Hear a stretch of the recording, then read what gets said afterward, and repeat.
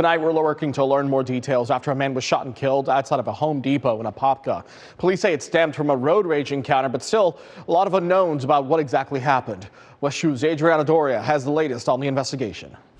Apopka police say that this all started from a road rage incident between two people off of West Orange Blossom Trail. Those people then made their way into the Home Depot parking lot, and that's when the fatal shots were fired.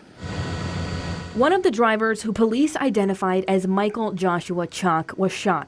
Chalk was taken to the hospital where he later died from his injuries. Apopka police originally released the identity of the alleged shooter and said he had been taken into custody.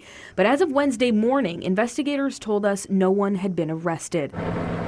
We also reached out to Home Depot's corporate office for comment, but they referred us to Apopka police. West 2 spoke with a woman who was inside of the store as the chaos unfolded. I turned my cart around and headed toward the front of the store, and I could see other people rushing, not panicking, but rushing to the front of the store. Criminal defense attorney Mark O'Mara tells West 2 that it was concerning to hear about this case, and he himself wants to know more. Nobody really looks at it as common sense, and all of a sudden it gets outrageous when it doesn't need to.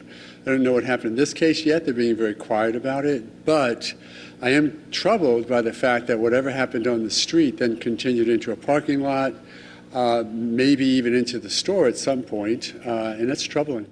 Earlier this year, O'Mara defended a man charged with shooting and killing another man following an argument outside the Savoy nightclub in Orlando. The charge was later dropped after the state's attorney's office said the court could not prove the shooting wasn't in self-defense.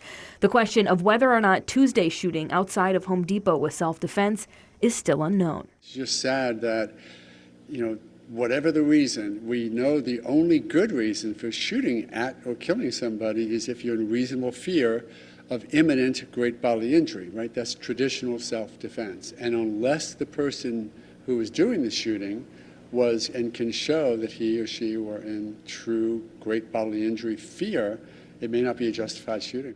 O'Mara says his advice to drivers is it's not worth it and get home to your families safely. Covering Orange County in Apopka, I'm Adriana Doria, West 2 News.